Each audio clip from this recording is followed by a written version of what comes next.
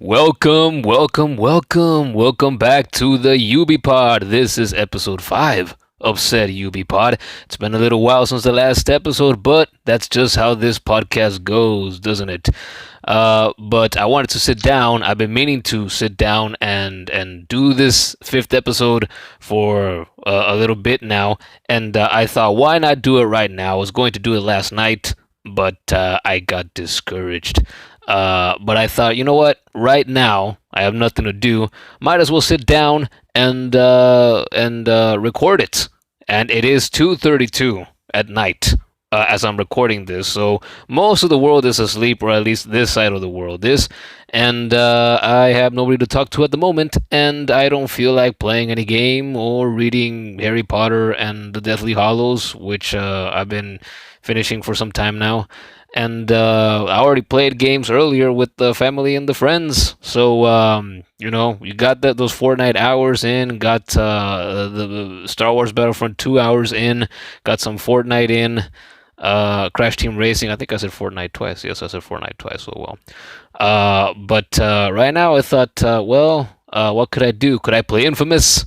I've been playing Infamous because if you keep up with the Twitter and the Instagram of this channel, you'll see that in the descriptions I have that for a bit of time now, I have been working towards the getting the platinum for Infamous because it's a game that I played years ago when it was more recent because I got it for free back after PSN got hacked in 2011.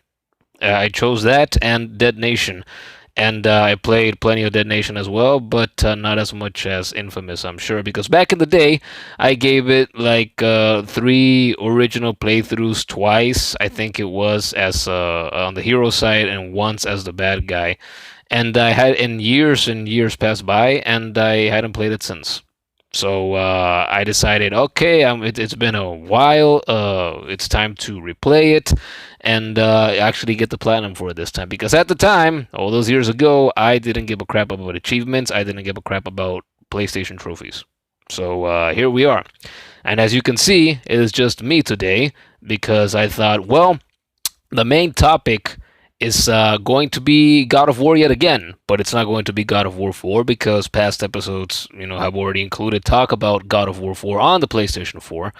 And this time I thought, okay, I recently, if you also look once again at UBG on Instagram and on Twitter, you'll see that I've tweeted in the past that I got the platinums recently for God of War Chains of Olympus and God of War Ascension. And of course, I did Ascension first because if you know your chronological order of God of War games, you know that Ascension is the prequel to the prequel. Ascension is the first game in the order of the series, and it is followed by Chains of Olympus. God of War is the first God of War I played, the original that came out all the way back in 2005. And I used to think it was 2004 for years, I thought, but if you're a year off, it's not that big a deal, right? But I bought the God of War collection way back years ago. It must have been. Honestly, I have no idea, but it's been a while. I want to say maybe 2013-ish, around there. So I didn't get into the series until years after it originally started. But I've played through all the God of War games except God of War 4 more than once. But like I just said earlier, I never for years and years I didn't give a crap about the trophies. So even though I played them through several times, I didn't get the platinums for any of them except the first one a couple of years ago, the original God of War that came out in 2005, and that was done on the PS3, of course, because if you own original copies of the first God of War games on PlayStation 2 and on PSP, you're aware of the fact that trophies weren't a thing back then, so you weren't going to get trophies for those. That's how I got into the series.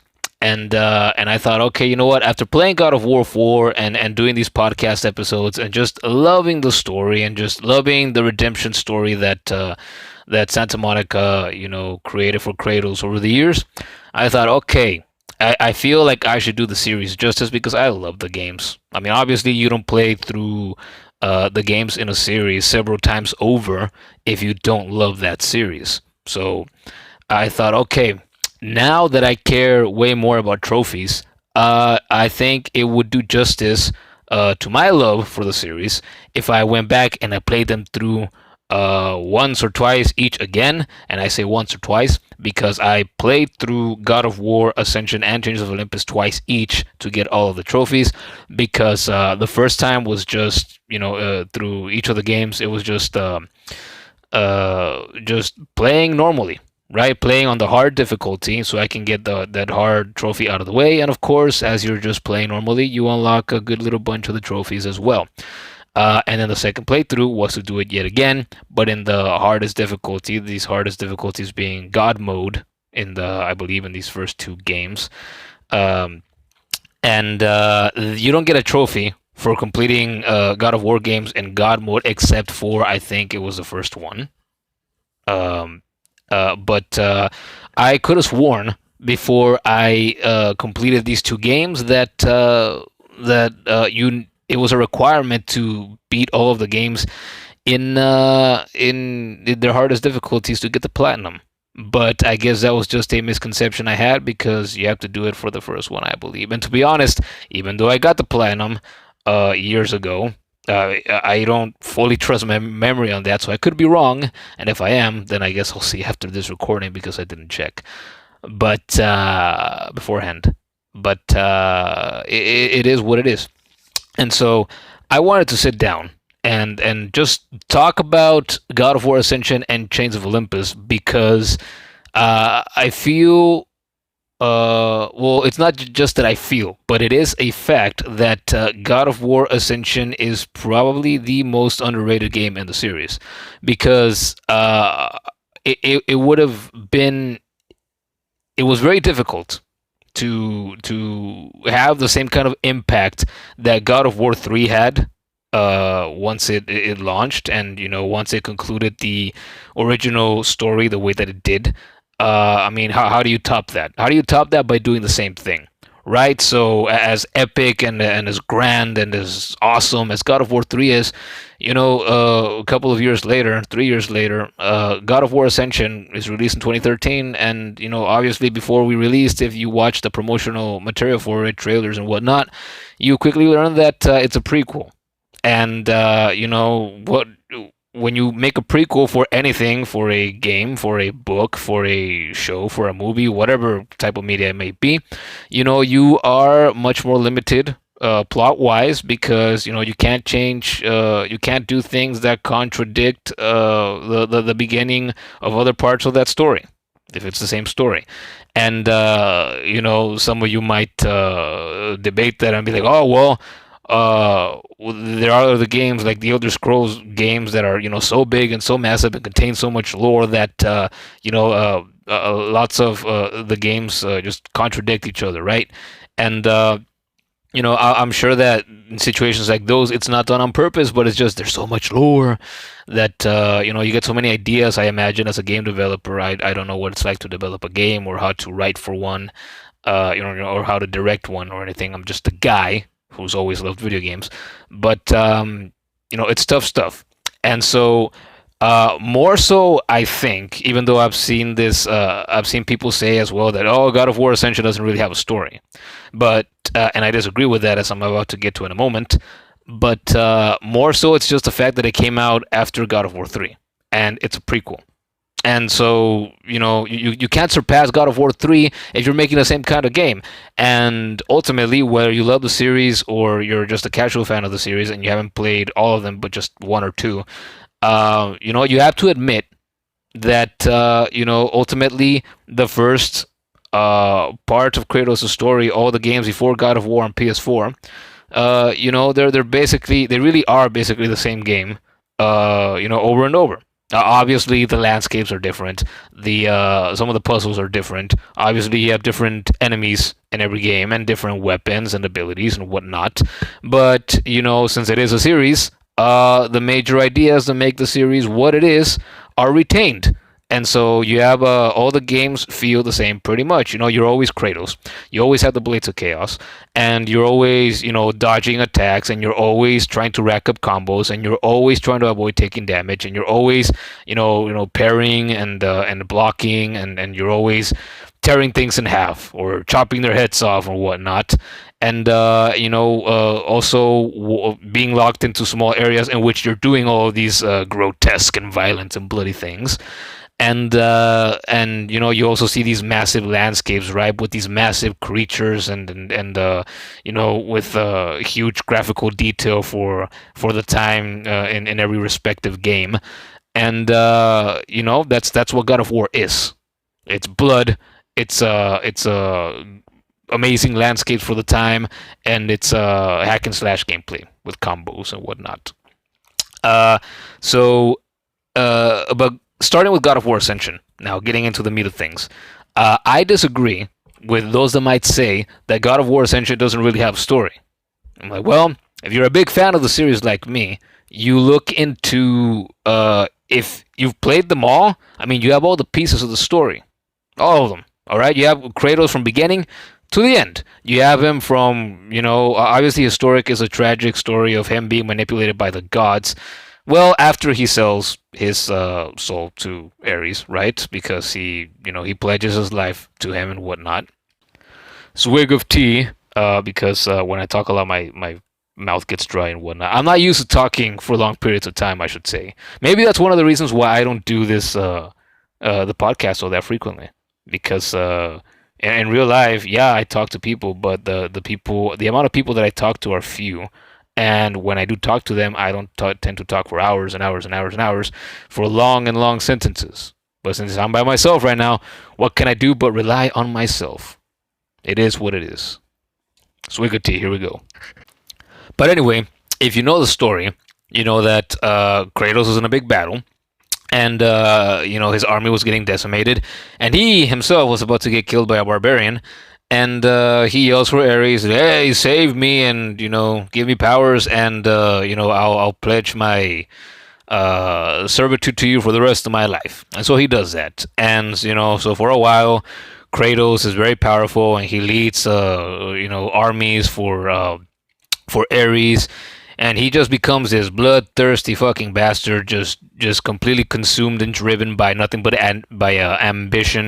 And if you play the first God of War, you know that his wife tries to bring him down a couple of notches, but she does not succeed. And eventually, because Ares is a sick, twisted son of a bitch, he tricks Kratos into murdering his own family while he's attacking a town. And he kills him, both his wife and his daughter, with his very own blades of chaos that were given to Ares. And Ares, in his mind, he thinks, oh, now that you don't have your family, there's no more distraction for you. There's nothing to hold you back. So now you can be, just like me, the most twisted, bloodthirsty son of a bitch that there's ever been. And there's nothing you have to worry about by yourself and your service to me. That's his logic. And since God of War Ascension is the prequel, it just takes place, what was it, 10 months, I believe, after Kratos kills his family. And the whole story, and there is a story once again, is that, since he says he no longer wants to keep on being in service of Ares, then apparently there's these things called the Furies that were born from the chaos and the disaster of the primordials, who were cosmic beings that battled for an eternity, as the intro of the game says. And their battle was so massive and so powerful that it ended up mixing and mashing all of the elements that are in the earth and in the universe, which created the earth itself. And out of this whole chaos, because this is based on Greek mythology, chaos and a mishmash of elements just create the three sisters known as the Furies, who are these women who have who are basically god level beings. And that this is the case because the intro to the game knows, when you boot up the game, tells you that Zeus realized that he had nothing to worry about from them, that they weren't a threat to his power, to his reign as king of the gods. And if you play the game through yourself, you see that they are a threat to Kratos, and you see the massive battle at the end, and you see that wow, they are beings that could be a threat to the Greek gods if they so wanted. But that's not their thing. Their thing is just to seek out any bastard that's dumb enough to break their oath to a god, because they're like, what? You know what? We're the guardians of honor. That's what we do. We get off on just capturing people and keeping them in this prison that we had built on the body of a goddamn titan, of the Aegean, the Hecatoncres. And so the story is, Kratos is basically trying to escape them because he ends up imprisoned by them. They hunt him down, and they don't. It's not an easy feat capturing Kratos because, again, if you played any of the games, you know that he's just a brute of a man, right? He's a big guy and he has Herculean strength, and he's just one of the most badass warriors in all the games. I mean, he is the protagonist, so of course he's going to be a badass, since this is a series in which tearing things in half and into pieces and beheading gods is the norm. And but they ultimately get him. And the story is him trying to escape the Furies, who are god level beings who want to keep torturing him because they want him to go back to serving Ares willingly. They want to force him. They're like, hey, you know what? You're gonna do this, because they have a plan to mold him and use him to take down the gods in Olympus, so that they and Ares can replace them as the rulers, as the gods of the planet. And there is, once again, a plot here, because all that aside, there's also a man that's been traumatized by the fact that, hey, once again, he murdered his own family. And he's not only dealing with that, but these fucking Furies, they constantly use illusion to mess with his mind and try to tempt him back into servitude to Ares.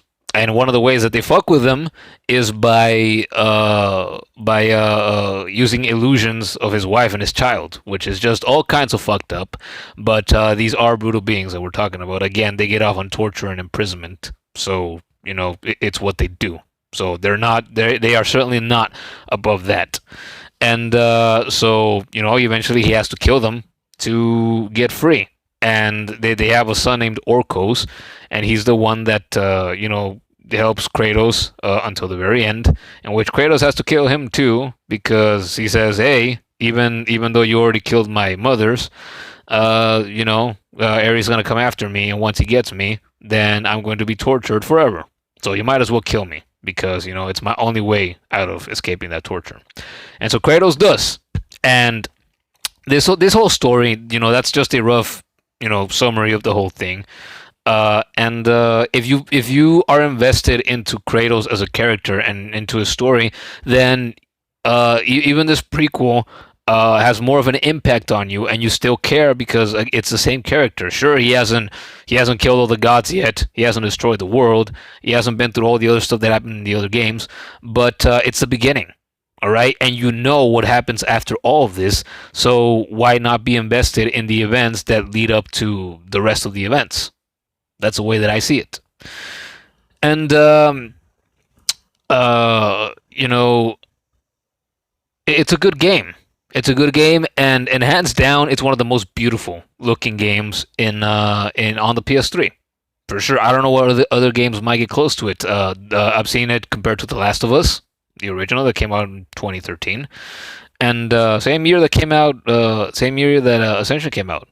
Oh, I never thought about that. That just hit me as I'm talking. But those are like two of the most beautiful games on the PS3, and it's crazy to believe that it's crazy to see that now that I played it Ascension just a couple of weeks ago and platinumed it, that it still looks as amazing as it does, because it's all these years later.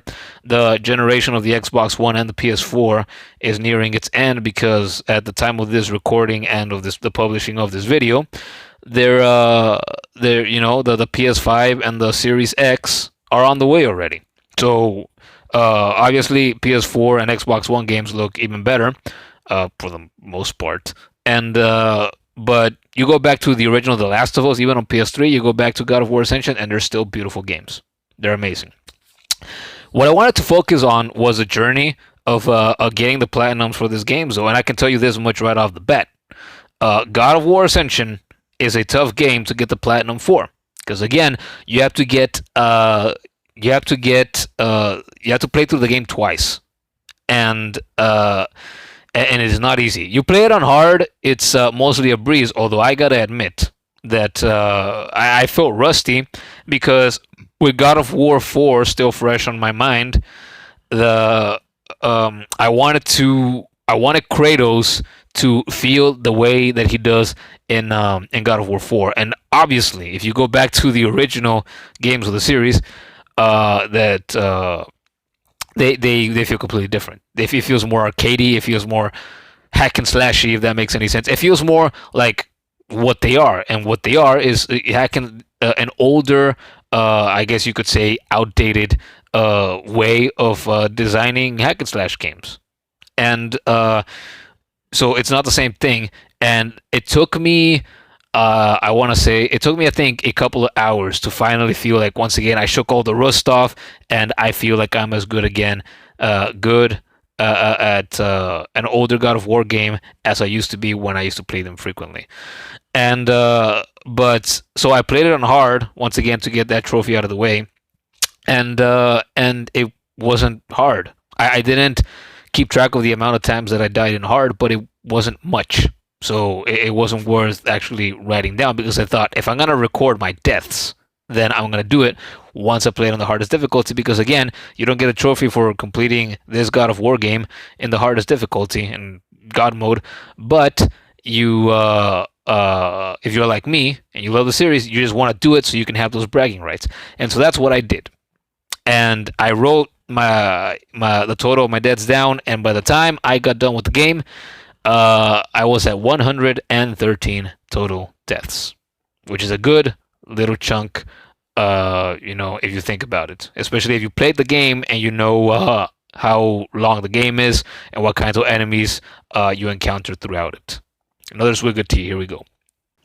And the game was tough enough that I can tell you this much: it brought out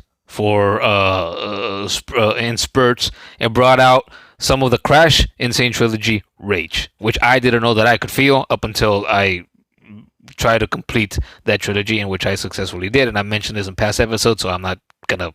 I mentioned it this one time. I'm not gonna mention it again for the rest of the episode. All right. But anyway, I felt that rage. Like I would legitimately get pissed off, and I would think, "Oh God, like I don't. Do I have to do this? Do I have to keep doing this? Do I have to keep doing this?" And of course, I kept going because I got my platinum, and I can say easily, without a shadow of a doubt, that the two hardest parts of the game were the shoulder of Apollo. If you play the shoulder of Apollo, you know that you're stuck at the shoulder of the giant statue of Apollo that you have to go to get the fuck was it, the eyes of truth that Kratos uses in the game against the illusions of the Furies. And that's just, you get absolutely slammed by satire. What are those goat enemies called? The rams. They're not goats, they're rams. What the fuck am I saying? And the two-legged rams that use the fucking swords and the slingshot, and just like satire. I'm not sure how it's pronounced. I didn't look it up either.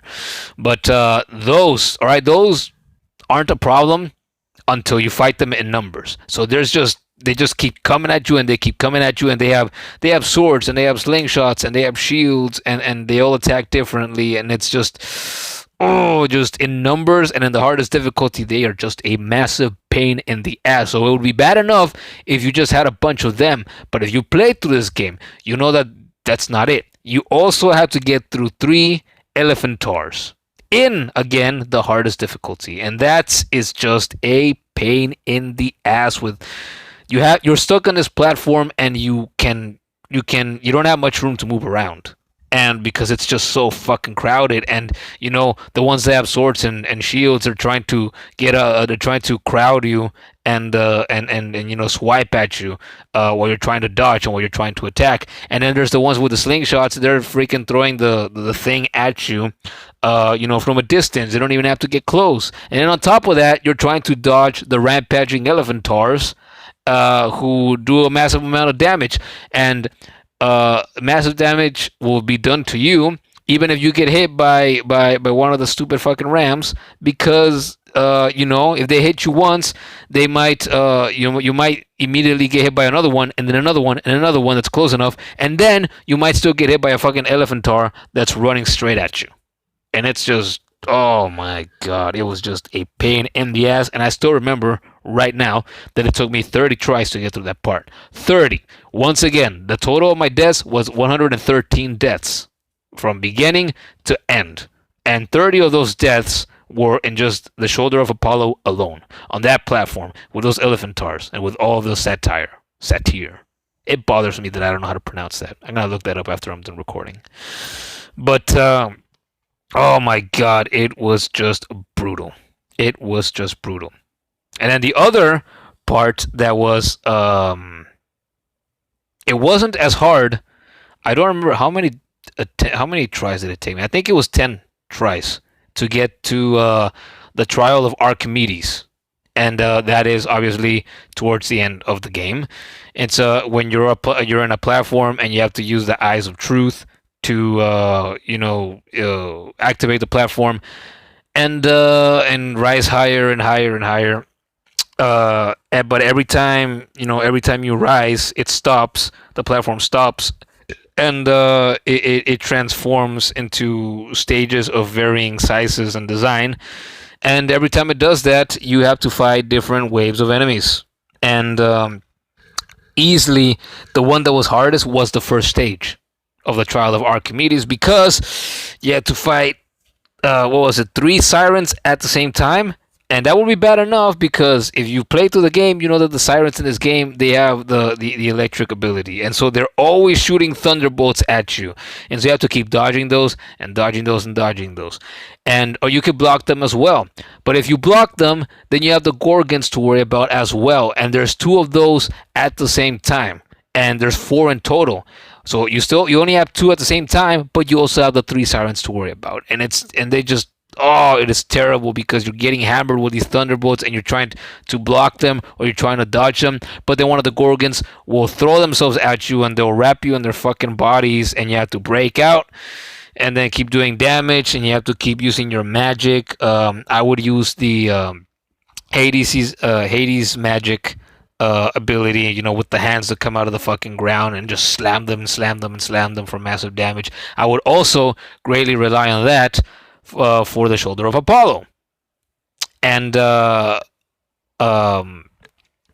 would also use Zeus's ability and Poseidon's ability, the freezing, fucking tornado thing, and then Zeus's thunder, because I kept on trying to switch it up and see which magical ability would help me the most. And ultimately, I decided that it was Zeus's and Hades' that helped me the most. But it was Hades that I liked the most, I think. Just because at least Zeus's also did an ass ton of damage, but Hades would not keep on slamming them, and when it was done, it would send them flying. It would send them flying so that you at least had a second again to react and either move away or continue attacking if you had the opportunity to do so. And so that was very helpful.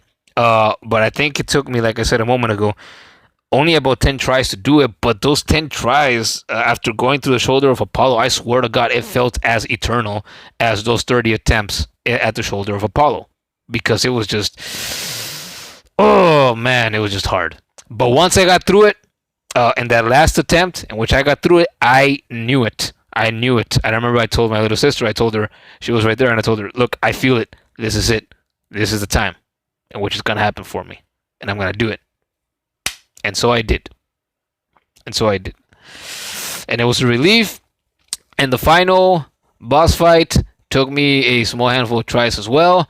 But after getting to the shoulder of Apollo and the trial of Archimedes, it was fine. Like that was nothing in comparison since I already played it in hard. And again, I did die a couple of times, but I thought, you know what? No. After those two parts, I'm like, everything else is a cakewalk in comparison, even though it isn't, because again, hardest difficulty. But that was God of War Ascension.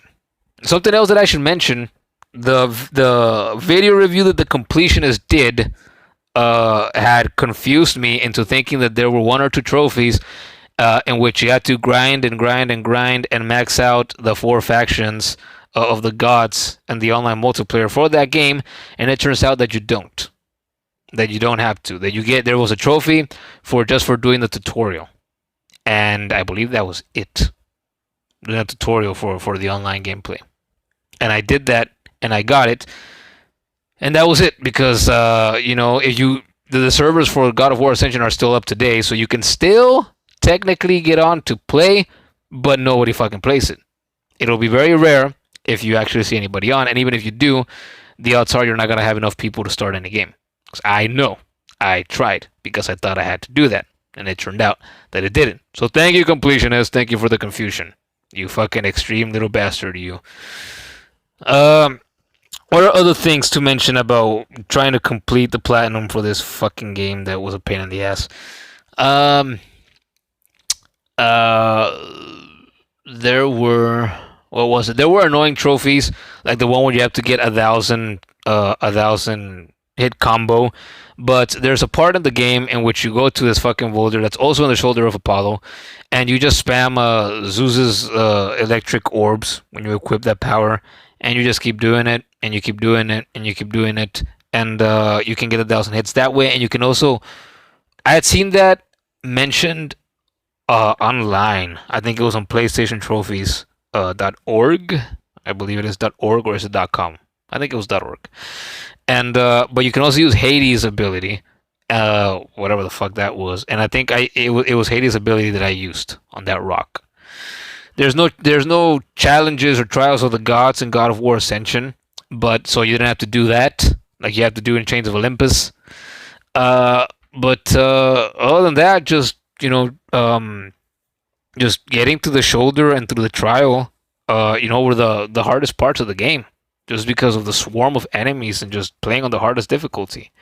There was also another trophy where you had to slow down a certain amount of enemies, and I can't remember off the top of my head how many you had to do, but I had to go back to a specific chapter and keep freezing fucking. I think it was 200. Actually, I think it was 200 enemies you had to slow down with. What the fuck was it? The Amulet of Ouroboros. And I had to go to that specific chapter, and I ended up in this corridor in which I kept on freezing this small group of bugs over and over and over. But after completing the game, I can say that it was absolutely worth it, just because I love God of War. And it's not a platinum trophy that's for the faint of heart. Because if you get easily frustrated, if you're not a patient person, you're not gonna do it. Because the God of War games in their hardest difficulties, none of them are easy games. There are obviously different parts to every game, and some parts are definitely way easier than others. But the ones that are the hardest will definitely slow you down, will definitely kick your ass over and over and over. They'll chew you up and they'll spit you out. Because the games are merciless like that. But still not as hard as the first Crash in the Crash trilogy. For sure. So that's God of War Ascension. Beautiful game. A story that I think is more than worthy for a God of War game. And the gameplay was the most buttery and smooth in the God of War series up until the release of God of War for PlayStation 4. And just beautiful, amazing looking, and just fun. Just fun. And if you like hack and slash games, and if you like the God of War games, I think it's definitely a platinum trophy that's worth getting. Now we're 34 minutes in, and god damn it, I always think that this episode isn't gonna be that long. I'm sure I can say what I have to say in under a half hour, and here we are. Here we are. Next up, though, is Chains of Olympus, and this trophy, like I just said, is also one that's not for the faint of heart, but it is easier than the trophy for God of War Ascension, because the game is not that challenging, and the game is a bit shorter as well, since it is less challenging.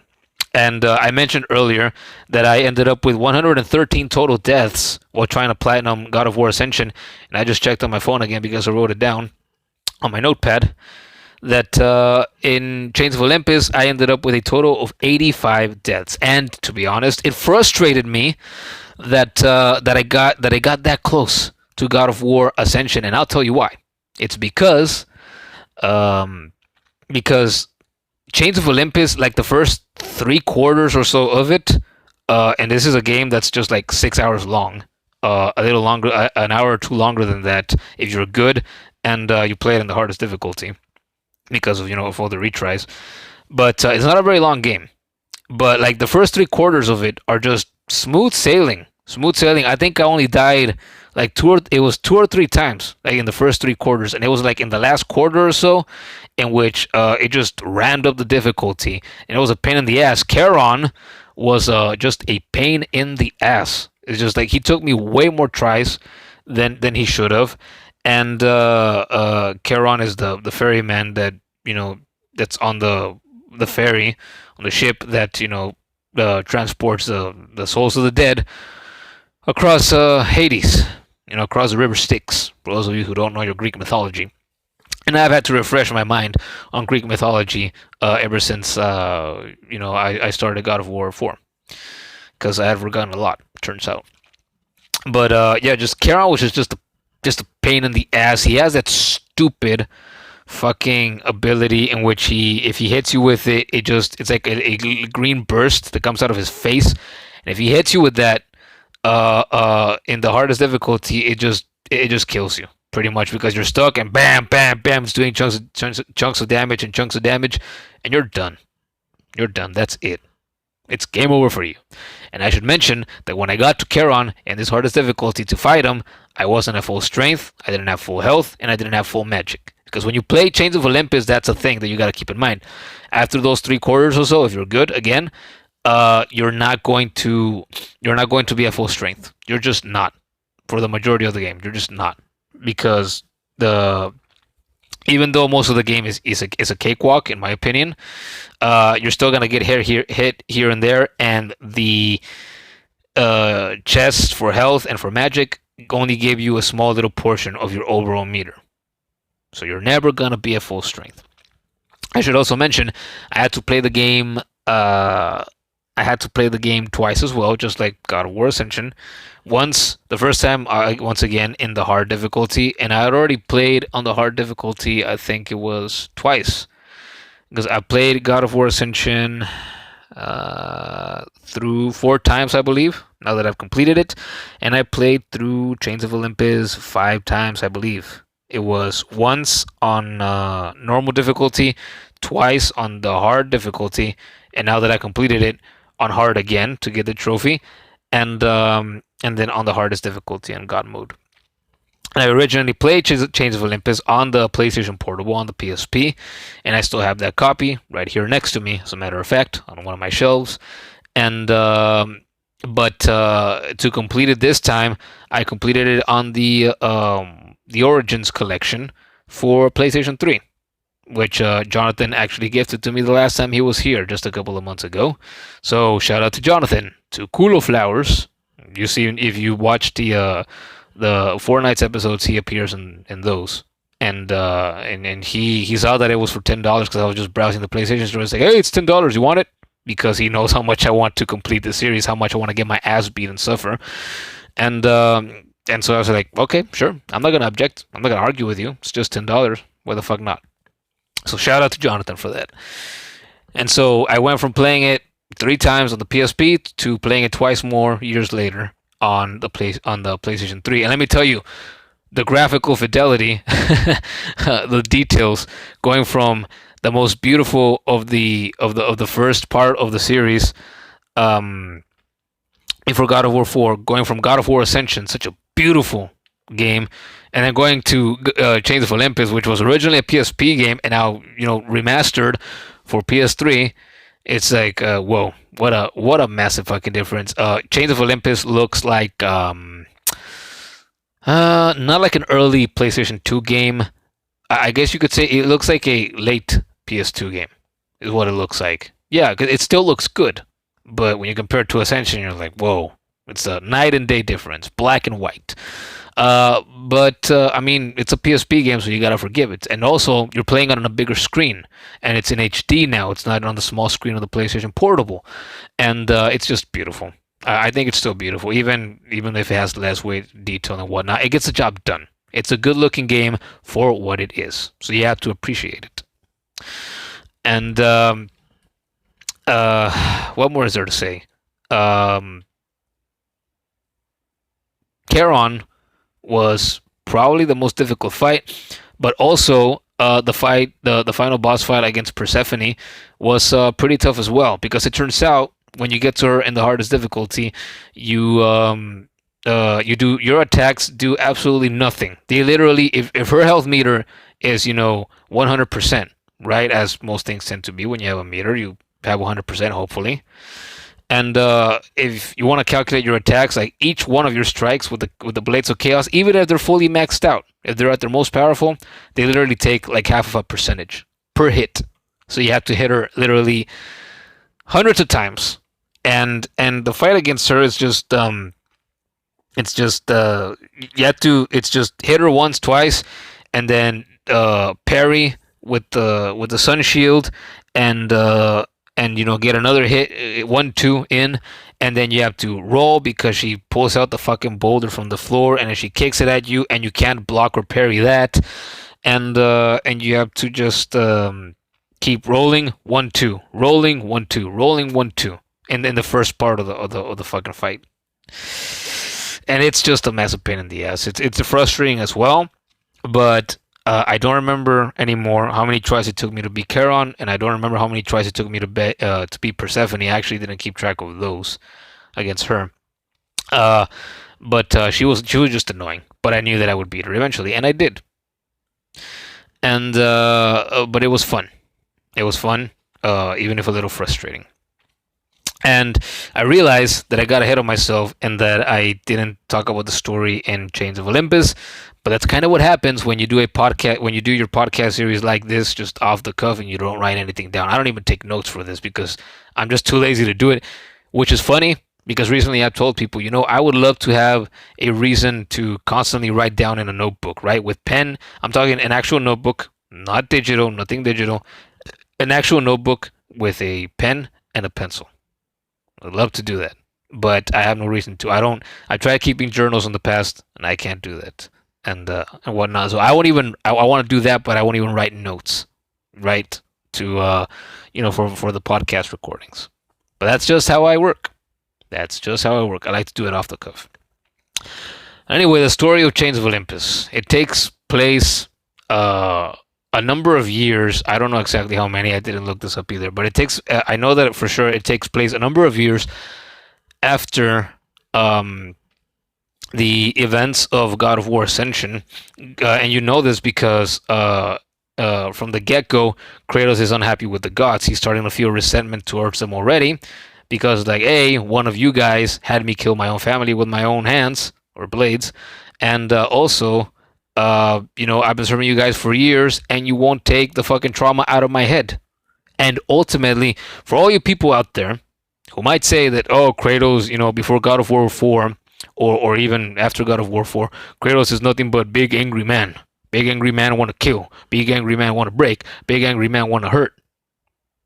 A lot of people say that's all that Kratos is. He's like, oh, he's a very one-dimensional character. All he is just angry all the time, and he kills. He tears things into pieces. That's all there is to him. But if you're a big fan like me, if you paid attention to the story, and you've played at least several of the games, you know there is way more depth to him as a character, because he is a man that's literally traumatized by the things that he's been through. The man murdered his own family, and it wasn't even of his own doing. The man has murdered countless fucking people, even before he murdered his family, because he was a bloodthirsty son of a bitch. Because it was just his ambition, his own selfish desire to just, for conquest, in service of Ares. And then it unfortunately took him getting tricked by Ares into killing his own family to realize, holy crap, I'm a monster. I'm evil. I'm a piece of shit, and I've done a lot wrong. So Kratos, you can't deny that Kratos is not a good man after all the just terrible, terrible fucking things that he's done, but he's also a victim of manipulation by the gods, you know? And, if you know, once again, any of your Greek mythology, you know that that's their thing. They manipulate mortals, to have them do their own bidding. And if they don't like how you did what they asked you for, or if you feel like you slighted them in any small way, shape, or form, they'll fucking punish you by making you roll a fucking rock up a hill for eternity just for it to fall down. Or they will, stick you to a fucking spot so that a fucking eagle eats your liver for eternity. And then you die, and your liver regenerates, and it keeps on eating you. And then the next day, it happens again and again and again. Shit like that. So, if you know Greek mythology, you know the gods are no saints. They can be gods all they want, but they're not perfect. And they're definitely not, they definitely don't have moral compasses. They definitely don't. Because they do a lot of terrible shit themselves. So, it's just, the whole story of God of War is just full of characters that do evil, evil shit. So Kratos is no saint either. But he is a victim of their manipulation as well. So here you have a man that's just, over the years, is just, has rage just builds up, builds up, builds up. And this rage stems from his heartbreak, from his sadness, for the loss of his family. And so the man's traumatized by this whole thing. So we literally have a man here with mental issues. And he serves the gods because, he basically made a deal with them and say, I will serve you for as long as you need me to serve, but take take the trauma out of my head so that I can be in peace once again. Absolve me from what I did and make me forget everything, because I am not a man of I am not a man who can live in peace. After everything, all the evil shit that now I admit that I know was wrong, that I shouldn't have done. And so I'm a monster for it. And so years pass, and he keeps serving the gods, fighting their battles, and they still haven't done it. So he begins to get fed up, and he's fighting in the Battle of Attica. That's where you start in the game, and he kills a Persian king, and he kills the king's basilisk, and he feels no satisfaction. He feels no sense of peace by killing a bunch of soldiers and killing a king and killing a basilisk. And he shouts at them in the game. You see it. There's a scene where he says, "Is this all you would have me do?" And then the sun falls, out of the sky, and it turns out that you find out later in the game, Persephone and Atlas have been working together, and they kidnapped and Morpheus as well, the god of dreams. The three of them work together to put all the gods to sleep. That's the part that Morpheus does. He puts them all to sleep. And the ones that aren't asleep are very few, and they're the ones that help Kratos. But even they get weakened, and they end up falling asleep also as the story progresses.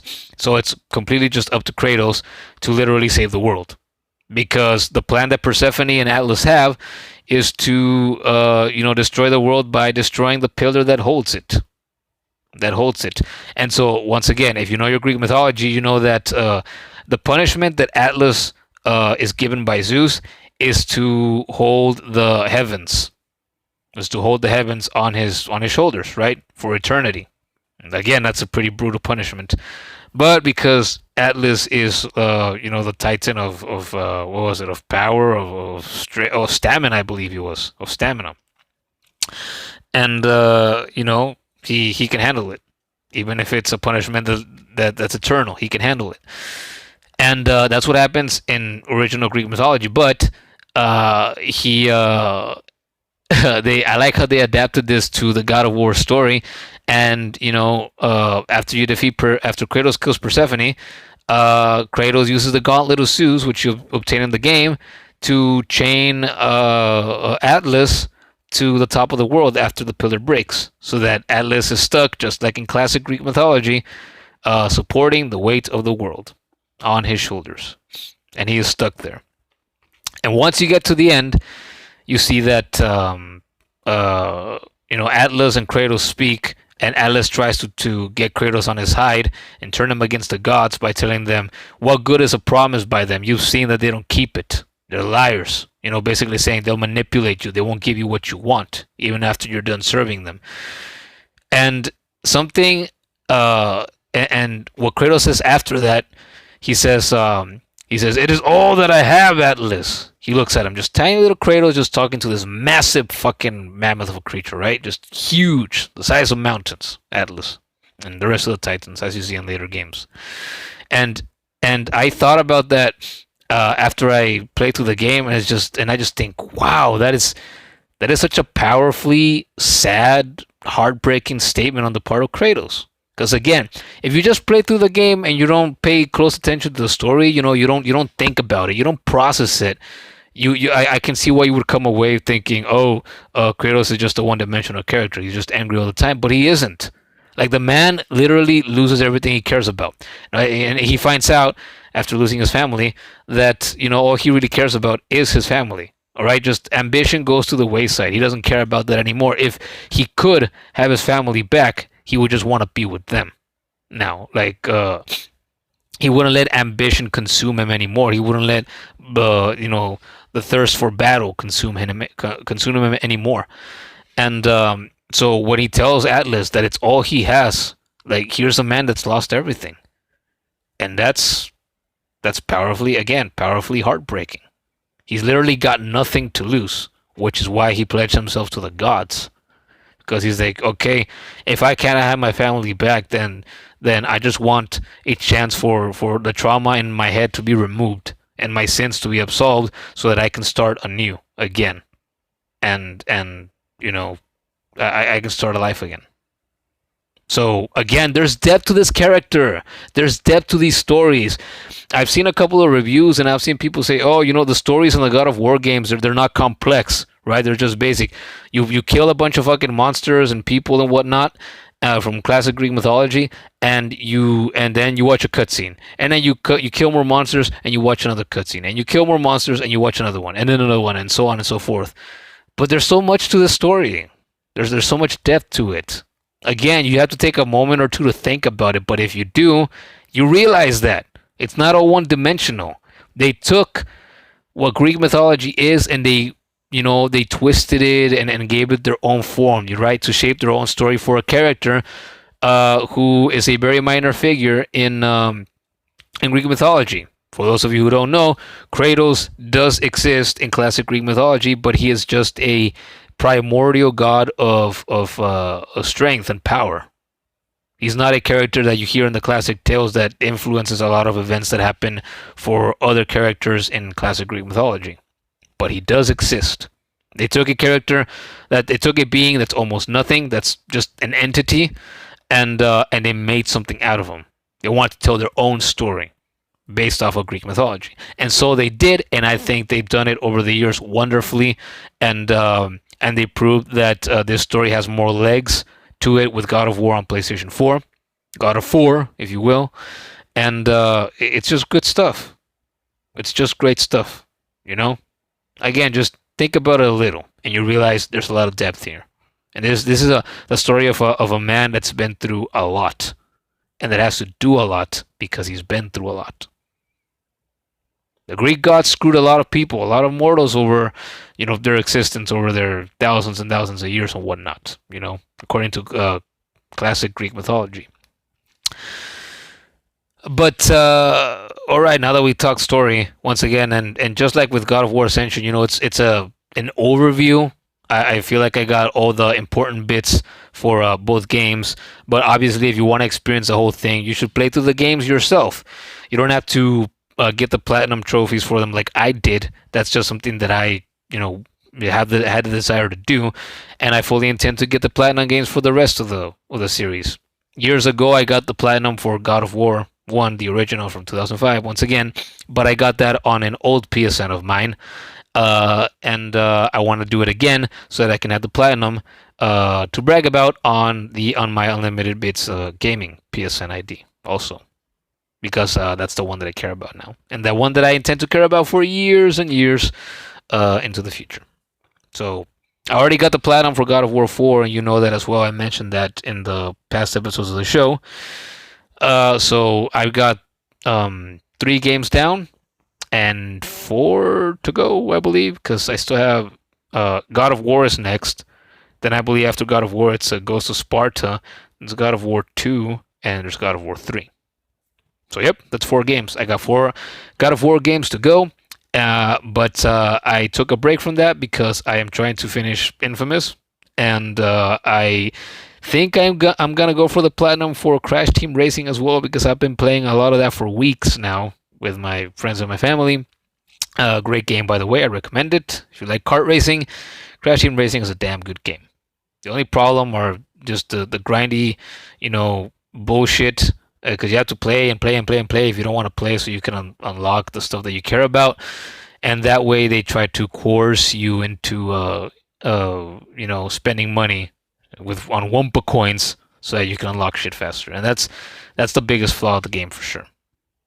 But so more talk about that game is good for another episode. I'm sure that I will do that because if I do platinum it, I'm going to want to talk about it, and so there's that to look forward to, I guess.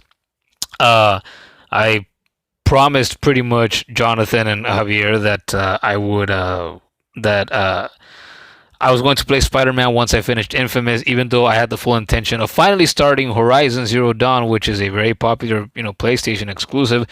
That came out in the beginning of the lifespan of the PS4, and which I haven't played, even though I got a copy of it months and months ago, and I didn't even post the photo that I had taken of it months ago to put it up on Instagram and whatnot. Because if you look at my Instagram at Unlimited Bits Gaming, you can see that I like taking photographs of the games in my collection here and there, as well as my consoles and whatnot.